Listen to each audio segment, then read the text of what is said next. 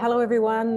Today is a very special day because we are having a conversation with Anastasiya, and you will be familiar, once you hear her start speaking, you'll be familiar with her voice because her quantum healing hypnosis sessions are on my YouTube channel. And so maybe you've already listened to those. They're under the title of Blue Girl. And so what has happened in the between times is that it seems like a good time for us to have a series of conversations together about important topics that are going on in the world at this time to aid in our spiritual evolution. And so, Anastasiya, thank you for taking the time to join with us and to have this conversation, and maybe just share a little bit of a background as to what led us to this point to be together this afternoon to have this conversation. Hello, everyone, and thank you, Andrea, for doing this. Thank you for inviting me. So yes, that's actually the history goes back for probably a couple of years ago. I've been having really so-called weird premonitions, I would say, where I was just guided, or more like downloaded a lot of information into my head and from my soul being that I really have to share with people, and specifically the higher power, the guides wanted us, especially me and Andrea, connect together and do something together. So I was kind of resistant for some years. I didn't want to, not that I didn't want it, I felt like maybe it's not time yet. But recently, for the past, I would say 6 months, it's been really pushing the pressure. I just couldn't withstand the pressure. And I called Andrea, I texted her, I said, we have to do it. We have to do it, let's do it. So here we are. And we have a lot to share. So I believe this is not going to be the first and the last video. There will come many more very interesting conversations. And so today's topic, we will speak on the spiritual war agenda that's currently being played out. Yeah, so some of the topics were given to you, right? And then we've made a list. The topics, there are a lot of topics we're giving, so, and there is a list of the topics. So we have to start with the spiritual war agenda first, and then we will go further, because it seems like this is the most important topic conversation to discuss. And that's also what I'm noticing, even a lot of my clients speaking about this, and they asking questions. And that's what I feel like we have to do it now, because now is the time. The changes that's happening with the earth and people, it's all interconnected. And I believe, in the perfect timing. So that's why we will be doing this right now at this moment. Yeah, and so seeing as our topic today is on spiritual war, and as we take a moment to take stock of what's going on in the world, war is actively being played out in different parts of the world. And it does feel like that there is this movement towards an even greater all-encompassing world war. And God willing, that isn't the case. However, it does feel like for a lot of people that it's heading in that direction. And so in order for there to be war manifesting here in our time-space reality in this realm, it must mean that there is that warring energy in the pre-manifested state. And this is the realm of story. This is basically us just acting out stories, and that the driving energies for the stories that we play a role in and that we play out, that we play our part in playing out, are the archetypal energies. And we know the archetypal energies from the stories that we write and have been written, from the movies that we watch and are written, and from plays and things like that. And so there are these established archetypes that we recognize. So it tells me that there is a warmongering, a warring, a tyrannical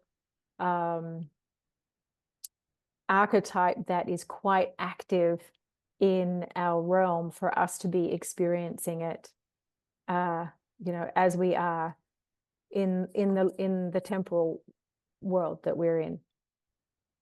It is, again, the war, it's not only played out on a physical level, the war is played out on a spiritual level, and it's mirroring like a ripple effect. You have war in one place on a physical level, and it ripples and it goes dimensions after dimensions, even different planets, universes, galaxies. So it's all interconnected. We're all interconnected. And obviously, when you have something manifested in your soul, it's going to be manifested on a physical level. So that's what's happening right now. The current agenda is more on a spiritual level, and that's why it's called spiritual war agenda. So the war itself, it's not as physical as it seems like for many people. They feel like, yeah, but the people are dying, you know, we're killing each other.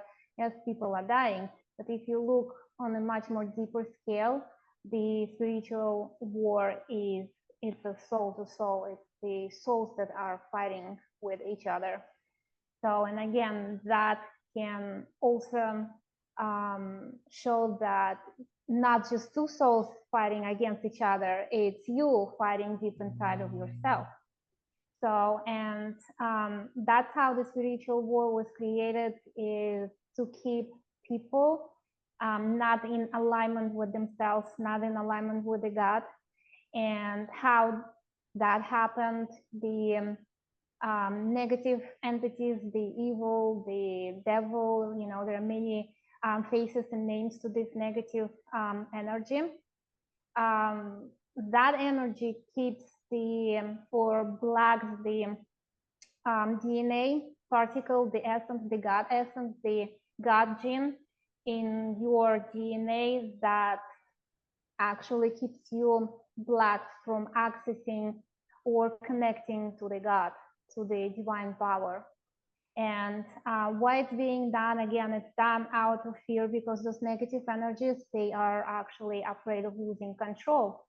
And they're afraid of losing control. They're afraid of not being able to survive without us, without our energy. So human beings are the most powerful light beings on earth, and we've been created in the image of God. You know, the God created us in its own image.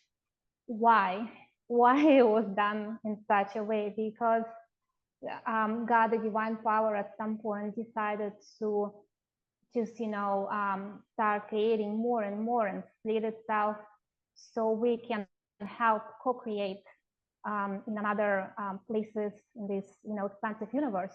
And the things went downhill, where some of the souls wouldn't be able to hold that God particle, that essence. That's when the evil decided to try and just manipulate that, you know, human being. So, and that's been for centuries now. It's not only just now. It's actually right now we're at the end of the war, which actually amazing, because it seems like, you know, finally we are done. And that's what I see, many people starting to see it, and many people are actually coming back. Many people starting to not wake up, but to realign with the divine power. When you say the God gene, can you tell us a little bit more about that? So the DNA, when the first human was co-created, and I'm not talking about just created, the humans were co-created. That means the God was co-creating with another energy. So the human being, the human entity would be able to possess the power of the God itself. There is a specific code DNA, the gene that is hidden in your DNA. And that's what holds the memory. It's like a memory stick, you know.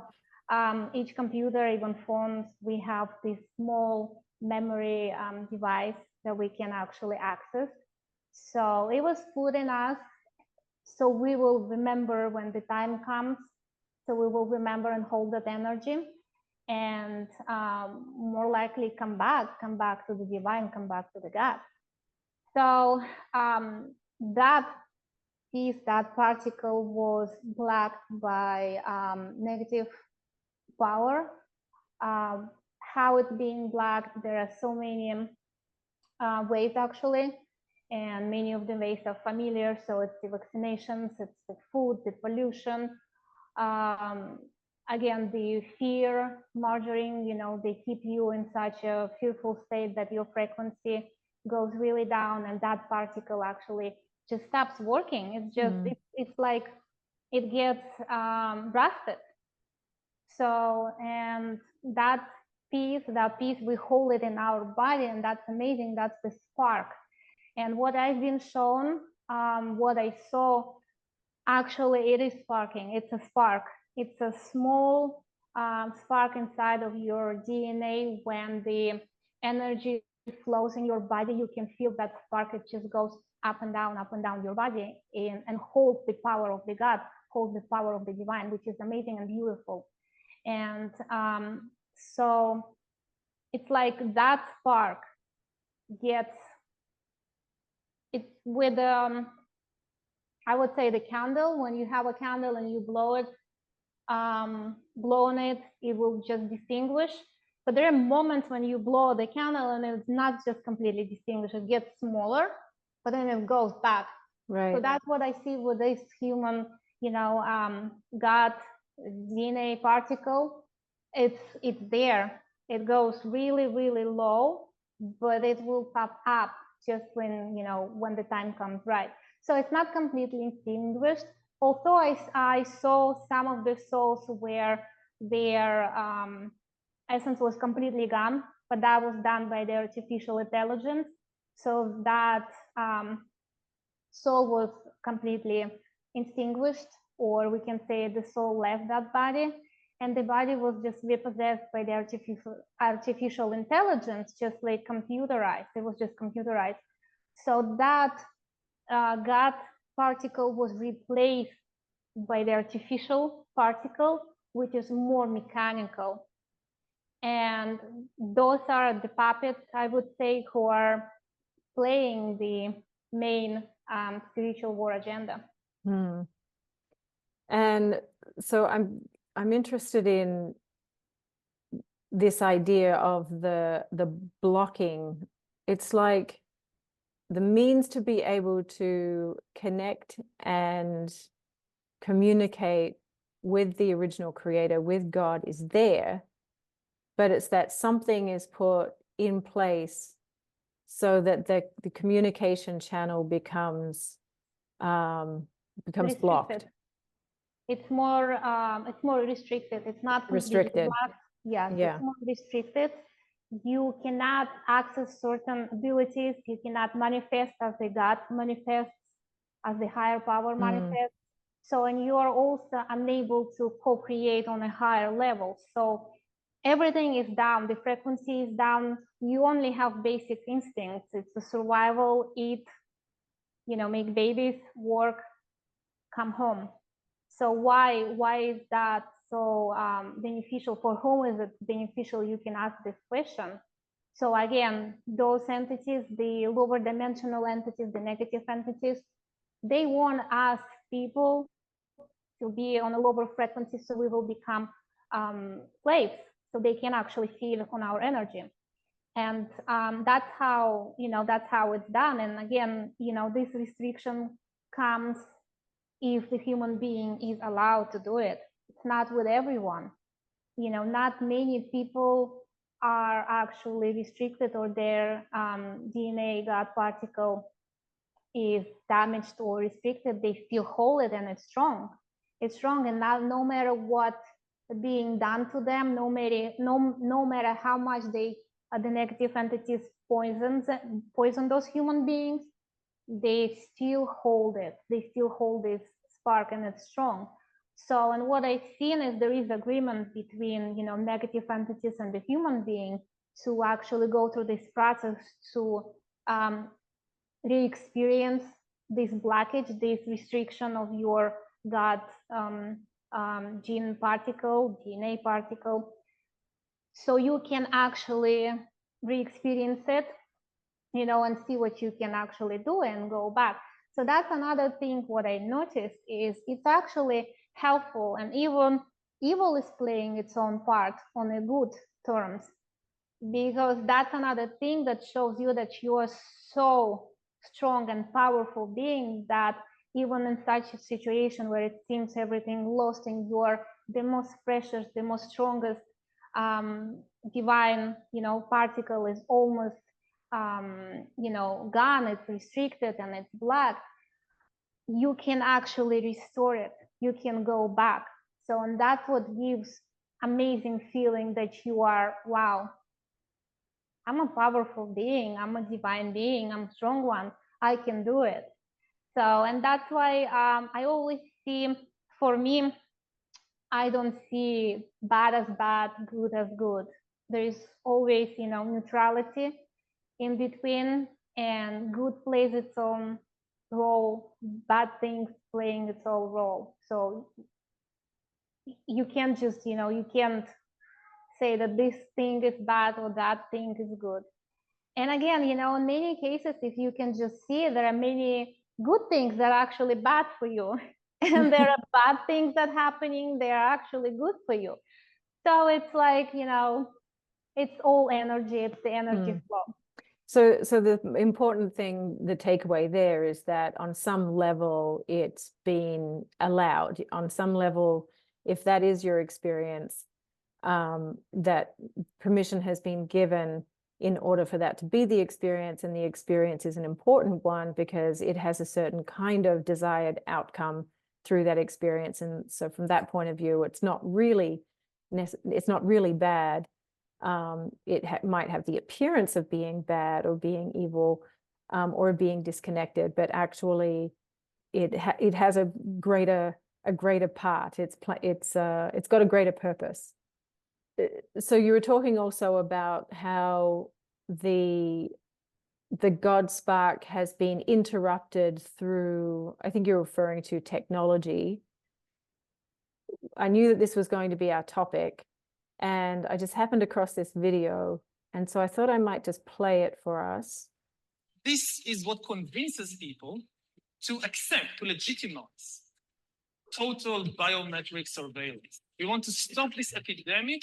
We need not just to monitor people, we need to monitor what's happening under their skin.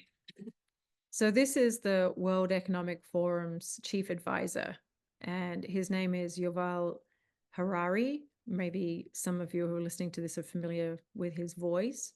It's worthwhile because I think that we need to bring awareness to what's actually playing out in our reality in order to be able to be well-informed individuals and to make different kinds of choices, to use our personal will to make a different kind of choice for our lives. I'll continue playing it. What we have seen so far, it's corporations and governments collecting data about where we go, who we meet, what movies we watch. The next phase is the surveillance going under our skin. In a matter of seconds, the chip is inserted. The transformation is complete. When scanned, all of a person's information about their vaccination status is shown on a reader or phone. Now humans are developing even bigger powers than ever before. We are really acquiring divine powers of creation and destruction. we are really upgrading humans into gods. We are acquiring, for instance, the power to re-engineer life. Humans are now hackable animals. You know, the whole idea that humans have, you know, this, they have this soul or spirit and they have free will and nobody knows what's happening inside me. So whatever I choose, whether in the election or whether in the supermarket, this is my free will, that's old. Yeah, that's what we just, talk about. We've been through this already. There is a pattern, and that's what the evil gives away, is the pattern. The evil always, it's strategic. It works in strategy, strategic, and it's always a pattern. So we've been through this in the past, and it's coming back again. And the evil guys, I call them the black cats, because to me, I feel, even those black cats, the evil, it's playing its own role, and it's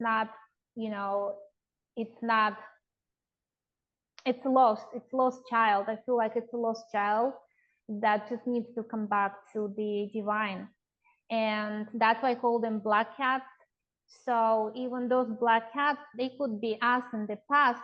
Now we're coming back by telling us, you see what's being done. We've been through this in the past. Maybe we will not repeat this time this mistake. So even with the aliens, we can just touch this subject quickly with the gray aliens, with the artificial, the robotic alien beings. That was actually us. We created those beings. So it's all coming back again. It's a full circle. What comes back is always, goes around, and it all goes back again to the same spot. So Yuval Harari, would you consider him to be one of the puppets? And so then from that perspective, what is the consciousness that's influencing that man to be pushing this agenda towards transhumanism and artificial intelligence, and to move humanity to become, as he said, like gods? Again, like God in which way? God, it could be in a negative way, the God, the artificial God, So totally, that's the imposition on the soul, on the God essence. That's your connection with God. And it's not only imposition, it's also, it's invasion. It's invasion on your soul. And obviously, there are many videos and many people speaking about the artificial, intelligence and how it can greatly help us to become godlike creatures. But again, why it's being done and who will benefit? Will humans really benefit from it? Definitely not. Right. The benefit will be the beneficial things will come to those who are trying to create those artificial things. So they will keep us more on a mechanical level, like a robot, so we can be more easily manipulated. And why it's being done so quickly right now, so drastically? Because human beings are starting to wake up so quickly, so fast. And I've been seeing a lot of, things happening with human race, which amazes me. There are so many people that I would never even think about, that they would, go their spiritual path, they will wake up, so-called wake up, but they're waking up right now. And that's why right now this agenda is being so quickly rolled out, because basically the negative, entities, negative beings, the evil, they don't have much time left. Right. And everything is changing right now. So we are at this point where, the war is almost ended. It's done. So it seems like so to simplify it, it seems that this war is on the human soul, which I perceive as human innocence. I see it as the the creative life force that is seeking to expand itself in and through and by love. And so I can see how it's this transhumanism plot is to move humanity further away from God, as opposed to the natural evolution, which is to become more intimate and close to God. And yet, at the same time, I can find the paradox where, in the face of the transhumanism, it is making, to your point, people dig, kind of take a breath and look around and say to themselves, wait, this isn't right. This doesn't feel good. This is weird. This is like something out of a sci-fi movie. I mean, everything that happened over the last 4 years was like something out of a dystopian movie. And yet, innocently, people went along with it because they didn't know how to think differently at the time. They were taken by surprise, but now they've learned. They have the experience. It didn't feel right. Something inside woke up, and then they have the chance, I guess, to use their own personal will to get on to that path to seek and know God, to nurture that connection with their divine creator. Yeah, so I get a kind of clearer picture of the spiritual war aspect. If we also keep in mind that God, the divine power, will never allow something happening to its own child. Right. So, and even though it seems like things are gone so serious right now, but look at humans and the negative entities. We're all children. We're just playing. It's like what I see with the evil beings. They're just being a child brought to a party, and it's like so much playing with with toys and kids, and it just didn't want to go home. So it needs to be dragged by its parents. Just we have to go home. We have to leave the party. So and that's what it's like. They just they're just playing right now, and they can't stop. Right. And that's true. Like, it's part of nature, isn't it? It's part of the creative life force, is to kind of see what you can experience and get away with. And part of all of this is to experience. This is all God experiencing himself. And so, I can see how we can find a quick path to neutrality from that perspective. Yeah. One of the analogies that I use, and we've spoken about this before too, is the two twins in the sandbox, right? And so, I love that analogy. Yeah.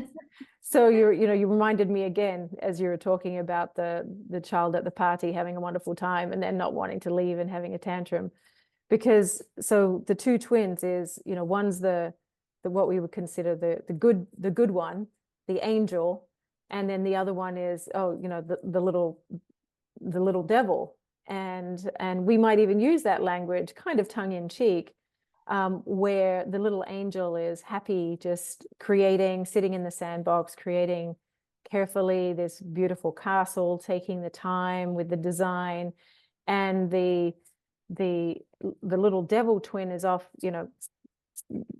teasing the dog and pulling its tail and so on. And then in short order comes back to the sandbox, crushes down the castle, to the great upset of the twin who created it. So what we're really looking at there is that the angel energy is the creative energy of nurturance and building and beauty, and then we have the kind of like the devil child is more living out that archetypal energy of the destroyer. But that one is delighted, right? That one is delighted at stamping down the castle. Now the twin who made the castle gets upset, has a tantrum, but then let's pull back the perspective and let's see it from grandma's perspective. So there's grandma in the kitchen looking out through the window, observing it all, and she's loving it all. She's not taking a side, right? Our problem is that we take sides. She doesn't take a side because she sees it all as innocent play. And then, they both come rushing in, And then, you know, grandma leans down and gives them both a cuddle and kisses their cheeks and says, okay, you know, both of you, here's a cookie. Because she knows that that sandcastle was never meant to be anything. It was just a temporary construction anyway, and more it's to do with just simply the play, just simply the experience of having made it in the first place. And I feel like that's essentially what we're doing here, and that the force of, it seems that like angelic energy has a much slower pace because it's inherently content, and whereas that other, the destroyer energy, which is creative too, but that destroyer energy is a much faster pace because that twin gets into everything. That's the one that pulls open all the kitchen cabinets and out the Tupperware is everywhere, the pots and pans is everywhere, flour is everywhere. And meanwhile, so all of that's happened. The kitchen has become a total disaster area. Meanwhile, while the angelic twin is just sitting happily playing with their toes. Or and that's the beauty, because the destruction and creation, they go hand in hand, which is again, you cannot create without destruction. So something must end so something can begin. And that's amazing analogy, and that's my favorite, analogy that you always speak about. That's how, and the grandma is the God. They all seeing God, the divine power, which is neutral. It takes no sides. It says, you right and you right, because you hold this specific energetic frequency and you hold this specific energetic frequency, and both of them are right, because even the evil twin is actually playing its own part, while the angelic twin holding and playing its own part too. And it's also it's reflection of the earth. It's the same with the universal changes, how the universe works, and how our earth itself, the planet that we live in, is working, because it's the seasonal changes that we are going through. It's also the death cycle and then the rebirth cycle. So it's the same with the fall, when everything is just falling down, the leaves are falling down, the trees become naked, and animals go away and they start hibernating, so they hide. So basically for the animals, it's a temporary death. They die for certain period of time, 3-4 months until spring.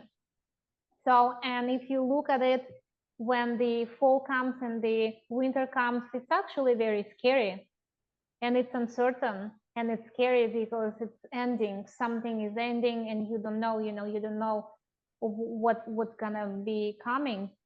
So, but there is also this amazing feeling that the spring is coming soon, and everything starts to be reborn again. So, and that's the cycle of life, and we hold the same cycle in our bodies, in our soul. And even the cycle that's playing out right now with the spiritual war, it's the same cycle. We're all coming back. So we have to destroy something and then make a full circle, rebuild it back, recreate it, and then do it again and again. So that's the cycle of life. Even in nature has its own cycle. We have our own cycles. Women have their own cycles. We all have it. I could imagine kind of being, let's say, a little alien being, and you kind of arrived here. You're fully formed, fully conscious, fully observing. And so you're brand new here, and then you've enjoyed, let's say you arrived in June, so everything's fully flourishing, amazing scents, and the trees are starting to bear their fruit and so on. And then you're enjoying the summer, it's nice and warm, you get to sun yourself on a nice warm rock, and then you get to go for a nice dip in the lake. And then, yeah, things start to change. There's a shift in the air, and it would be scary. It's like, oh, is this place dying? And as the winter takes hold, you would think, oh, yeah, is this the end? And so I love that. Thank you for taking us through the seasons, because then what we would need then in that scenario is faith. We would need faith that it's going to change. We've already observed some of the change. So why would we get stuck in the what appears to be disastrous, right? Why would we get stuck there rather than seeing, okay, we've experienced change, and so let's just rest in the fact that this too will change, and something new will come up and come out of it. And I think a lot of people panic, and this, I guess, is part of the reason why we're moved to have these conversations, right? Is to help people not panic, but to see the greater context and the greater purpose, to not necessarily give hope in an empty way, but actually I would come back to the word faith. Yeah, to anchor people more deeply into their faith, to give them confidence in their own faith, if I had to say. Yes, but again, why are people panicking? It's because they are not living in the moment right now, in now moment. And faith comes not from actually, you know, not being able to kind of foresee the future. It comes from being in the moment now, being in balance with yourself. And that's what gives you faith. And again, that analogy with the seasons, you have to experience each season as it goes. You cannot jump being in a winter thinking about summer. You can't. You have to re-experience the death, and you have to re-experience the being reborn during the springtime. And right now, what's happening with the spiritual war agenda and in general what's happening in the world, we are at the ending of the winter and we are stepping into the spring, which is amazing. And for people, I would say many people have to realize that faith comes when you start living in the moment and accept those things as it is, as right now. So when you feel it right now, that's the real thing, and that's what gives you faith to go on and keep going. Yeah, it's true, because in timelessness, in pure presence, actually even faith isn't required, because it's just inherent in the experience and the fullness of the now moment. I was laughing before because my habit has been going back to Australia for the Northern Hemisphere winter, and so yeah, I've been escaped. I've avoided going through the winter to enjoy 2 summers in a row. Here you go. Yes. Enjoy the moment. You need to enjoy the winter. You don't enjoy the winter, how can you tell the spring has its own beauty? Yeah, If right. you never enjoy the winter, you never seen distraction, you can't tell this is beautiful, this is spring. You didn't experience the negative thing, how can you say this is a good thing? Yeah, so that means that it's a gift of gratitude, isn't it? That's right. Yes. I mean, that's what I can't unknow, is that this realm is the realm of paradox. It's the realm of contrast, and it's just how we experience things here. And what I also can't unknow through all the stories that come through in the quantum healing hypnosis work, through my own direct experience in my life, is that we learn best through adversity.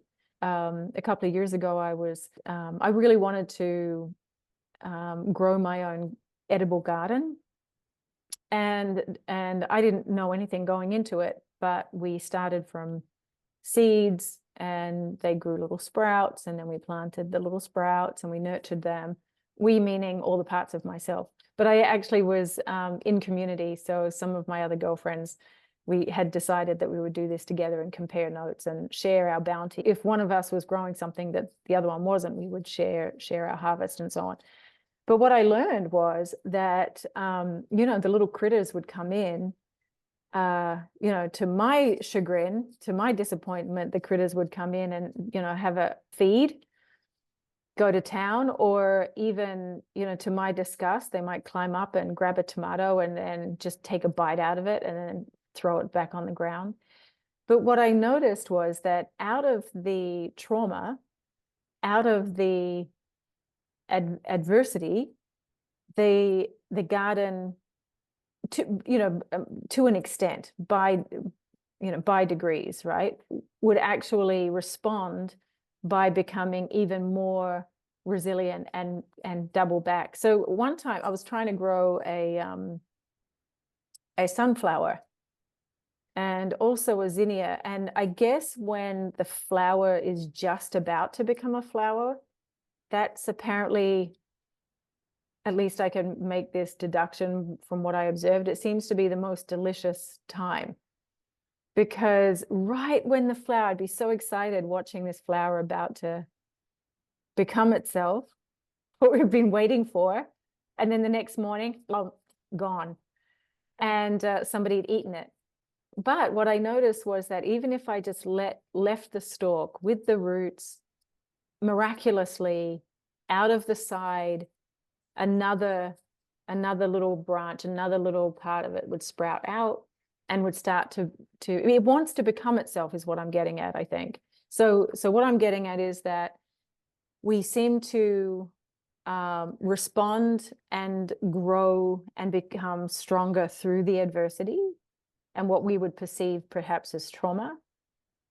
But then at the same time, we also are striving, even in the face of that which seems to want to take us out at the knees. There's this life force, this kind of design, I guess, that's wanting to become itself. I think we can trust that. We can, yeah. Mm. And again, there are no dramas in life. It's more like drama. It's just, it's like a There's no soap traumas, opera. there's only dramas.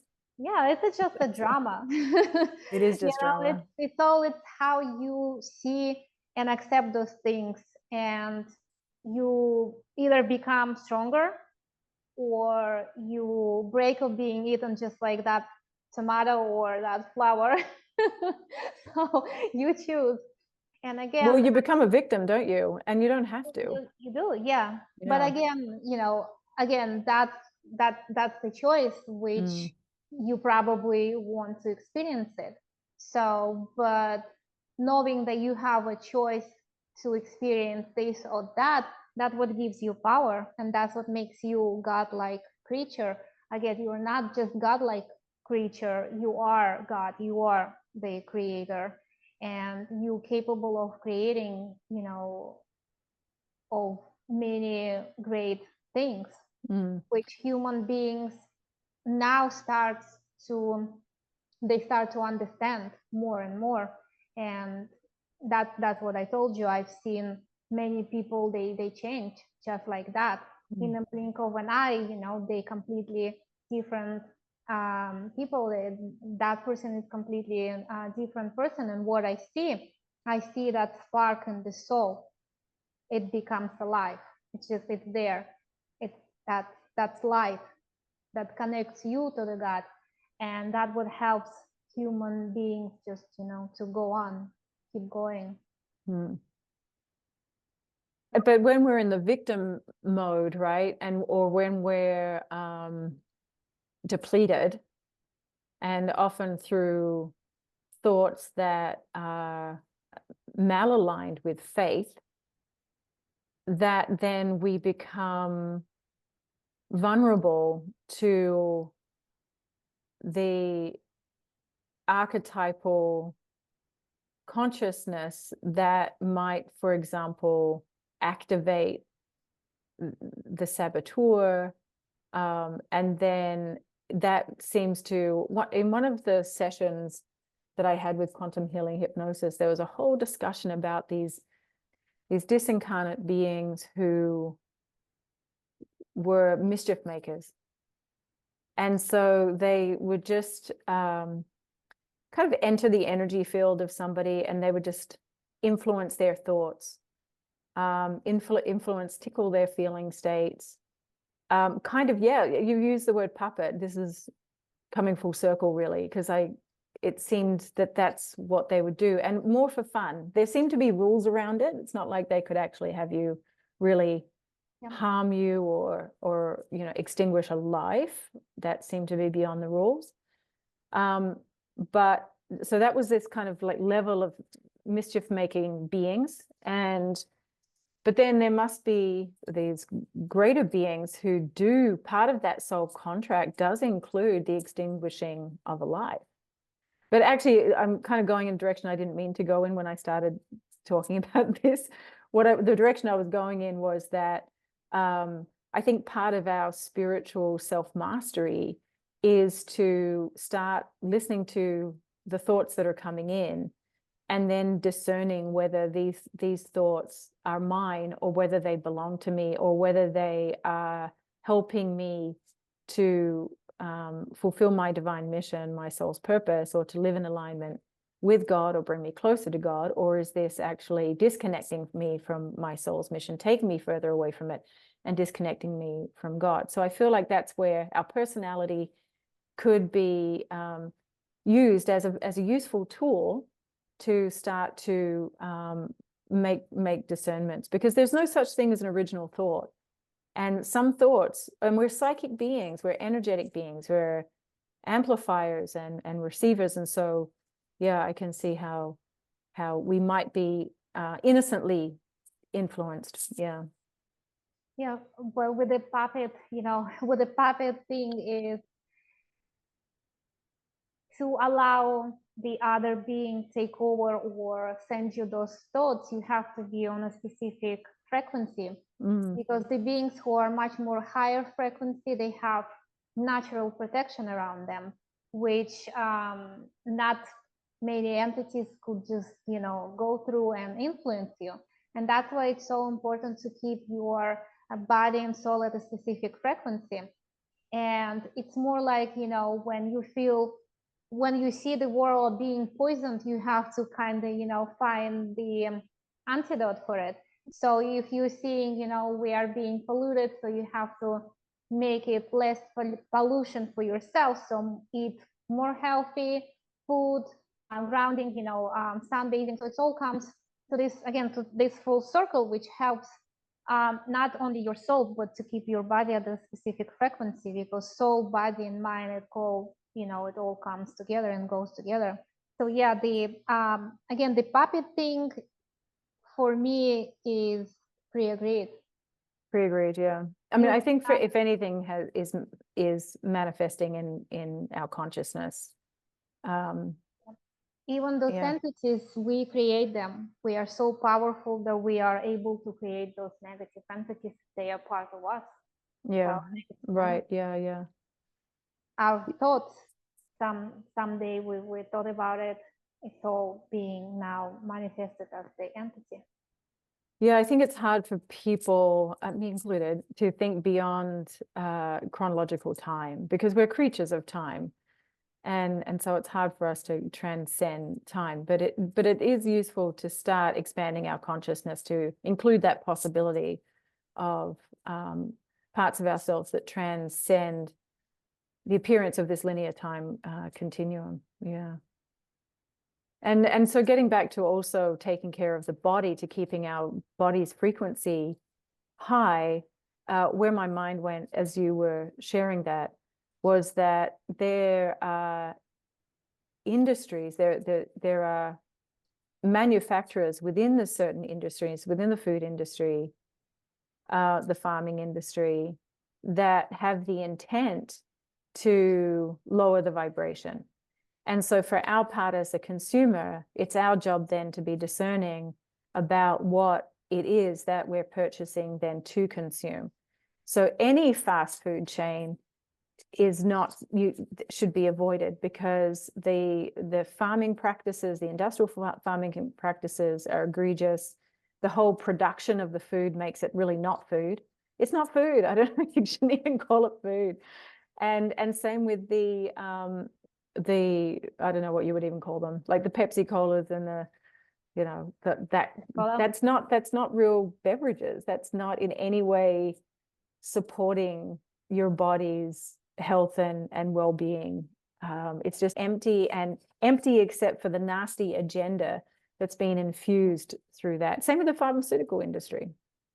Not to say that it's 100% bad. I'm not saying that, because obviously there are some farmers who are producing good quality meat and dairy and so on, because they love their animals, they respect their animals, it has the appropriate context. And same with medicines. There are some with medicines that have been produced with integrity, with high intent, with practices that are in integrity. But so if part of that is then to do with our discernment and using our personal choice. Yeah, again, it all comes to the personal choice. You choose. Yeah. And you have choice, and they actually, the black hats, they give you choice. Even the evil, it gives you, hey, you still have to choose. It's not, at times it seems like it can be imposing, forcible, but even there you can see that door, that opening where you actually have a choice not to accept it. Right. So, and yes, and even with, again, people can just start panicking and saying, I've been eating junk food for so many years, I'm done, I'm ruined. No, like I said, in the beginning, before we started the conversation, we are such powerful and strong beings that we can restructure ourselves. We can cleanse ourselves. We can clear everything from our system, and we can reignite that God sparkle in us. So, and that's why, there is this faith and hope for people who might be, listening to us and probably freaking out, but I've been drinking soda for so many years. Yes, you were. So what? You can stop now. Right. You can stop now, and you can, change. You can rewire your program. You can cleanse your body. And I've known so many clients of mine who were terminally ill, and they were given a couple of months of, living time. They still holding out. They still going. They healed. They cured.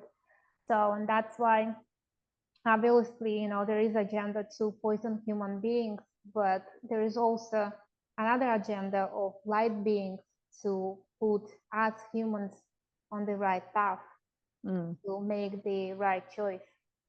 Good. Yes, I'm always looking at things from the positive side. So, like I said, we are entering springtime. The winter is almost gone. The winter is almost finished, and I've seen many things are being unfolded and revealed, and I believe the great time is coming for all the humanity. Fabulous. So I think we're at time. I think this was a wonderful first conversation. I wonder if we could finish with a message for the folks that are listening, because I know that since you had your quantum healing hypnosis session, that you've been practicing your natural ability, your soul gift of being able to be that channel of divine wisdom. And so I wonder if you could just check in and perhaps offer an important message that would be beneficial for people to hear today. Not to fear. Fear is the most lowest frequency that you can go into. Keep going. That's what I've been hearing for the past couple of months. Human race has to go on. Keep going. Don't be afraid. Don't just fall into the fear state. You just have to go on, keep going, and keep going. Wow, yeah, I feel that. I have chills. Chills up my arms. Yeah. So keep going fearlessly. We're almost there. Yes. Yeah. We're almost there. Yes. Thank you so much for having me. It was wonderful seeing you. Yeah, it's such a gift. Yeah, thank you so much.